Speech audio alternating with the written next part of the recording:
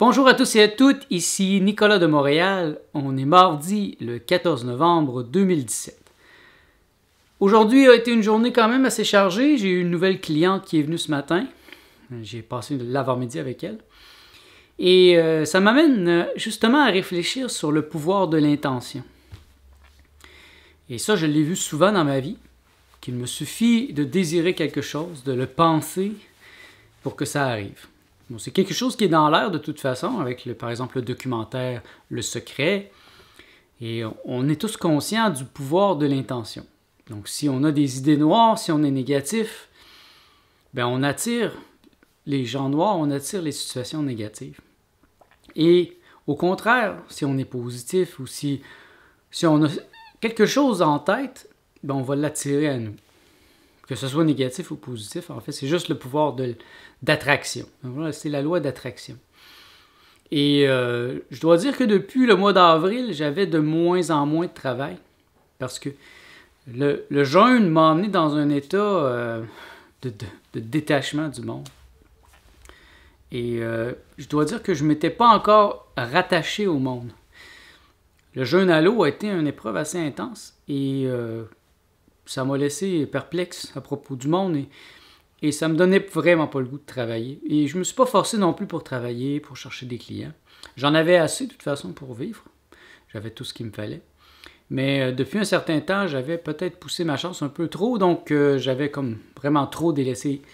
Et là, dernièrement, j'ai recommencé à chercher des clients. Et c'est drôle parce que j'ai plein de nouveaux clients qui sont arrivés, mais pas par nécessairement les voies par lesquelles j'ai fait de la publicité. Parce que je fais de la publicité sur des annonces classées, des choses comme ça, mais j'ai plein d'autres clients qui sont venus par des références de d'autres clients. Exactement maintenant, où là, j'envoie un message que j'ai besoin d'un peu plus de travail. C'est important d'avoir des idées claires et de savoir ce qu'on veut, parce que ça nous arrive. Et donc, depuis le mois de mai, je ne voulais pas beaucoup travailler. J'ai fait quand même très bien mon travail, mais je ne me suis pas nécessairement forcé pour en chercher plus. Mon but était, d'une certaine manière, d'enlever ce qui n'était pas essentiel dans ma vie. Et j'imagine qu'il y avait beaucoup de choses qui n'étaient pas au niveau du travail aussi, donc je les ai délaissées peu à peu. Sachant que l'espace que cela allait créer dans ma vie allait permettre un renouveau, permettre un renouvellement de mes idées, de mes clients. C'est comme la fin d'un cycle. Je veux donc en venir au simple fait de faire attention à vos pensées. Portez attention à ce que vous pensez. Et si, par exemple, vous n'êtes pas dans une bonne situation dans votre vie, mais c'est peut-être vos pensées qui vous amènent ça. Moi, je dirais même que ce sont vos pensées. Et c'est pas un peut-être, là. C'est vraiment, on crée notre réalité. Et plus on met d'intensité sur quelque chose, plus on la crée. C'est drôle parce que, dans mon cas, c'est un jeûne à l'eau qui m'a fait me détacher du monde. Mais c'est un jeûne au jus, ou une cure de jus, qui m'a ramené dans le monde. Parce que au mois d'avril, j'ai commencé le jeûne à l'eau et puis là, j'ai arrêté d'aller au gym. Et tout l'été, j'ai pas eu l'énergie, j'avais pas l'inspiration pour aller au gym, ça me tentait pas. Donc je ne suis pas allé. Et c'est drôle que j'ai recommencé officiellement à aller au gym exactement pendant la 2e ou la 3e semaine de mon jeûne au jus. C'est comme si, d'une part, le jeûne à l'eau m'avait déconnecté du monde, parce que le fait d'arrêter de manger complètement, ben c'est très symbolique. Et ça ferme totalement les voies digestives, tout le système gastro-intestinal. Et par contre, le jus de fruits, la cure de jus, m'a donné beaucoup d'énergie. Et je me suis senti tellement énergétique que j'ai pu aller au gym. Et que j'ai recommencé. Et là, je suis dans un bon esprit pour revenir dans le monde. Je sens que j'ai fait un bon travail depuis les derniers 6 mois de revenir à l'intérieur de moi, de remettre ma vie sur des fondations solides. Et ce n'est pas que ma vie n'était pas sur des fondations très solides, mais je pense que c'est important, par intervalle, dans une vie qui peut être longue, de remettre les choses en perspective.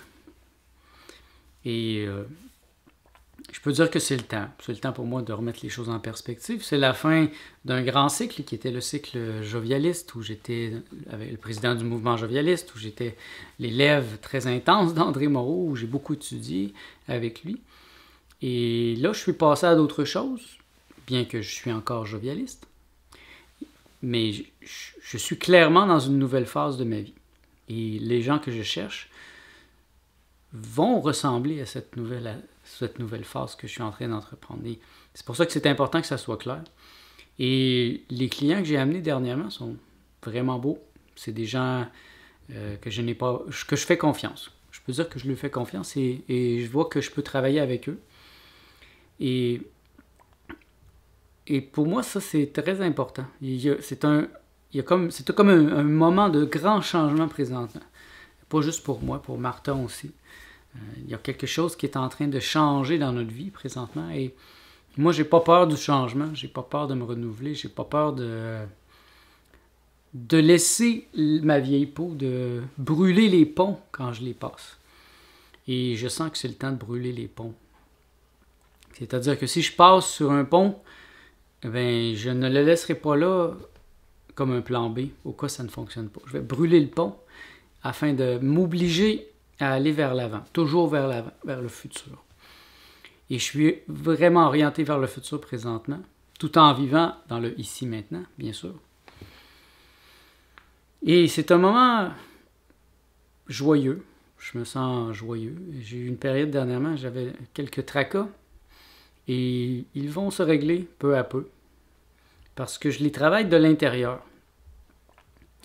J'ai parlé la semaine passée, je pense, je n'attaque pas, je ne me défends pas, je décide du sens. Et ça, c'est très important, j'y pense beaucoup. Je n'attaque pas, je ne me défends pas. Je décide du sens. Comment puis-je décider du sens de ce qui m'arrive présentement? Certaines choses qui me choquent, certaines choses qui me dépassent, certaines choses qui m'irritent. Quel est le sens de ça dans ma vie? Et c'est drôle parce que ça arrive même dans des gens proches de moi. Il y a comme une synchronicité. Et je vois bien qu'on est en train de tout régler certaines choses en même temps. Peut-être même que vous, qui m'écoutez, avez aussi ce genre de synchronicité présentement. Et je ne vois pas ça comme un hasard, car le hasard n'existe pas. J'ai le sentiment présentement que je reviens dans le monde après une longue absence. Une absence parce que je suis allé dans mes mondes intérieurs et j'y suis allé à fond.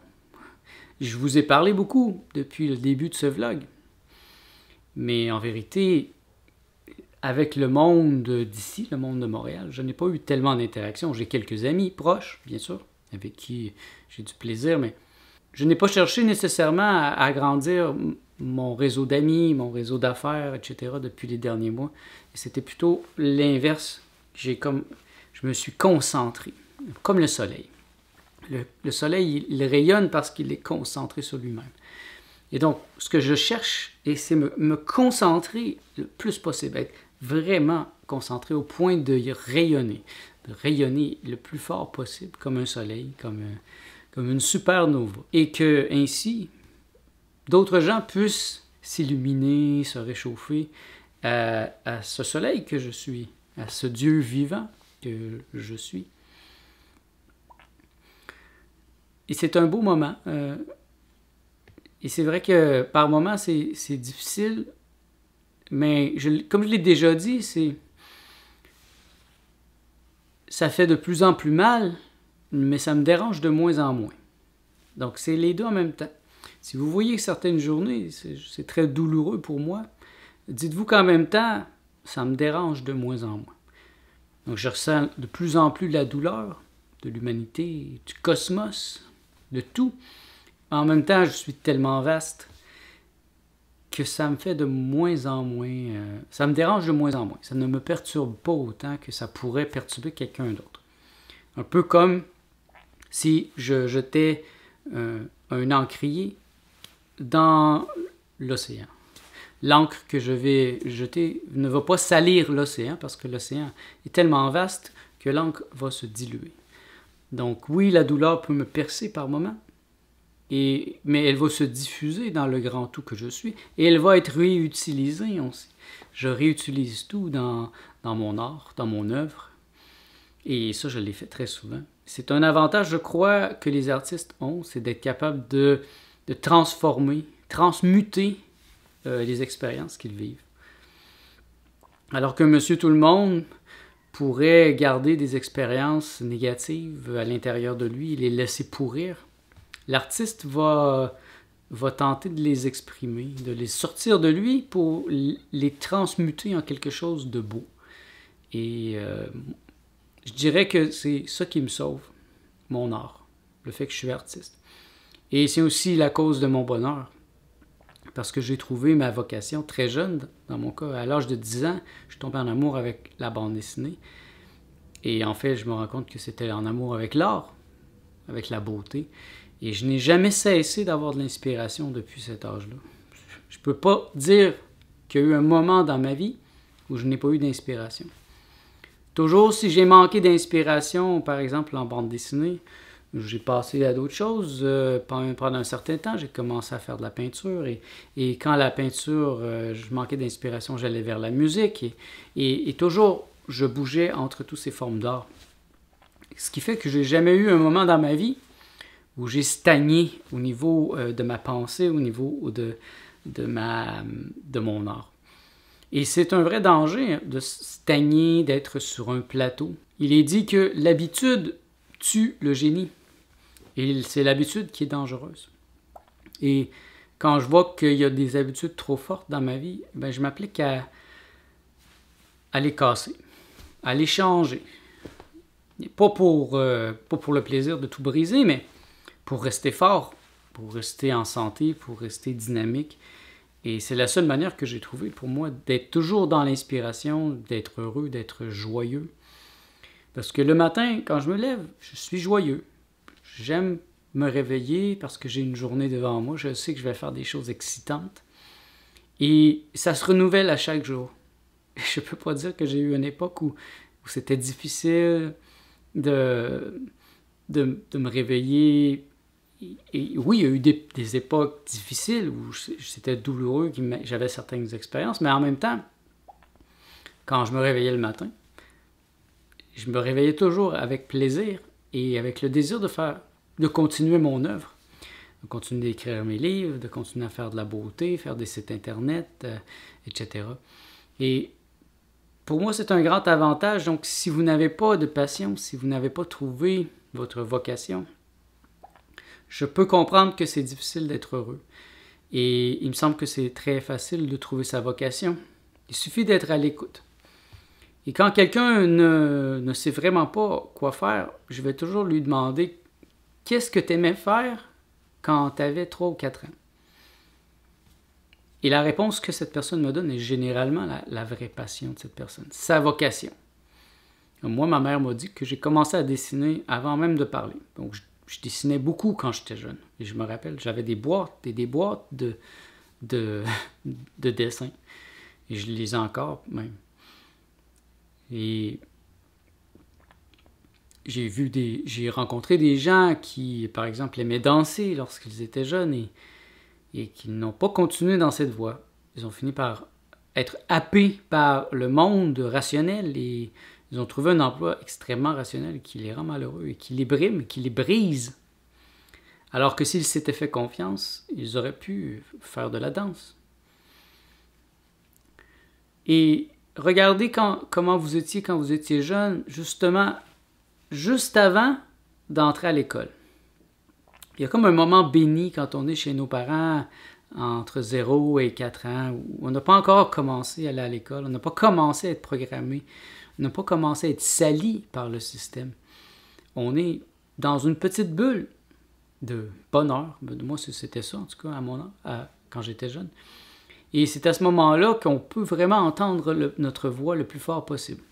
Parce qu'après ça, l'école commence et on commence à se faire imprimer des programmes qui ne sont pas les nôtres, à se faire imposer des habitudes, des modes de fonctionnement qui sont axés vers la production, vers l'argent, vers l'esclavage, en fait, vers la robotisation. Et là, peu à peu, la majorité des gens perdent leur vocation. Et ça, c'est triste. Parce que j'ai rencontré beaucoup de gens qui étaient perdus. Et c'est correct d'être perdu quand vous êtes adolescent, c'est normal, mais ce n'est pas normal d'être perdu à 40 ans, à 50 ans. Parce que, franchement, il est un peu tard pour commencer une vraie passion et commencer à l'exprimer dans sa vie. Bien sûr, il n'est jamais totalement trop tard, mais il est pas mal tard aussi en même temps. C'est un peu paradoxal. Donc, ne laissez pas passer le temps sans réaliser vos désirs, vos rêves, parce que c'est ce qui est le plus important. Et vous allez arriver à mon âge, vers 42 ans, et vous allez être totalement satisfait de votre vie. Et vous n'allez pas regretter. Comme moi, je sais très bien que j'ai saisi le moment. Quand j'ai fini l'école, j'ai saisi le moment pour arrêter de travailler. Ben, je n'avais même pas commencé, en fait, je ne travaillais pas, donc j'ai décidé de me mettre sur l'aide sociale. J'avais presque rien, j'avais pas de dépenses. C'était le bon moment. Je ne pourrais pas faire ça maintenant. Ça ne marcherait pas, j'ai trop de dépenses. Et là, j'ai décidé de faire de la musique et j'ai commencé à faire des spectacles. C'était vers 25 ans jusqu'à l'âge de 32 ans qu'il fallait que je le fasse parce que maintenant, ça ne me tente pas beaucoup de sortir et puis c'est beaucoup d'énergie et ça ne serait pas le temps. Je ne le ferai pas maintenant. Et j'étais dans le bon état d'esprit et j'ai aucun regret parce que j'ai fait plein de spectacles, je suis allé à fond, j'ai réalisé mon rêve de faire de la musique et je me suis rendu compte que c'était pas ma voix. Oh, je pourrais gratter ma guitare, faire quelques spectacles, bien sûr, mais j'en ferai pas le centre de ma vie parce que j'aime mieux être chez moi. J'aime mieux être dans ma petite bulle que d'être sur une scène. Et ça, j'aurais pas pu le savoir si je l'avais pas fait. Donc, si vous avez des rêves, bien, réalisez-les, faites-les, testez-les parce que vous allez le regretter amèrement. Et ça va vous rendre malheureux quand vous allez être plus vieux. Moi, je ne regrette rien. Et chaque chose en son temps, il y a des choses qui doivent se faire à des moments précis de notre vie. Et si on ne les fait pas, après ça, il est trop tard. Et c'est une autre étape qui est commencée. Donc, soyez à l'écoute et ne laissez pas les autres vous dire quoi faire parce que les autres ne savent pas. Vous savez quoi faire. Et même si c'est complètement fou, comme par exemple arrêter de travailler, comme je l'ai fait, ou commencer à faire de la musique à temps plein, ou même recommencer à travailler, parce que pour moi c'était fou, recommencer à travailler après ne pas avoir travaillé pendant 10 ans, c'était fou. Mais j'ai réussi, parce que je me suis mis dans la bonne vibration, je dis ok, c'est le temps, je veux des clients. Et les clients se sont bien arrivés, justement, parce que je l'avais demandé, je m'étais mis dans le bon état d'esprit. Donc je me sens très bien aujourd'hui, c'est une belle journée pour moi. Et il y a un grand renouveau dans ma vie et je souhaite que vous avez aussi du renouveau dans votre vie. Merci d'être à l'écoute. On se revoit demain.